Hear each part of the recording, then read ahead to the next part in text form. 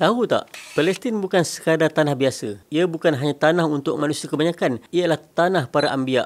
Di Palestin berdirinya sebuah masjid yang menjadi kiblat pertama umat Islam sebelum Kaabah, iaitulah Masjid Al-Aqsa. Masjid Al-Aqsa merupakan masjid suci ketiga terpenting selepas Masjidil Haram dan juga Masjid Nabawi. Anda semua boleh nampak dengan jelas bagaimana bumi Palestin telah menjadi saksi keimanan dan perjuangan umat Islam. Di bumi Palestin juga Rasulullah SAW dipilih menjadi imam kepada para nabi sebelum dimi'rajkan ke langit bersama malaikat Jibril alaihi salam. Di sini juga tempat kebanyakan para nabi tinggal dan berjuang. Antaranya Nabi Daud, Nabi Sulaiman, Nabi Ibrahim, Nabi Musa, Nabi Yusuf, Nabi Yaqub dan Nabi Isa alaihimussalam. Maka tak hairanlah bila kita katakan Palestin adalah tanah di mana sejarah para nabi bertemu dan berjuang untuk mengangkat kalimah Allah, menghapuskan syirik serta mengajak kepada penyembahan Allah yang Maha Esa. Inilah sebab sebagai seorang Islam, seorang Muslim, Palestin tidak boleh dipandang sebagai isu kemanusiaan semata-mata. Ia tanah iman, tanah suci dan tanah perjuangan umat Islam kita semua.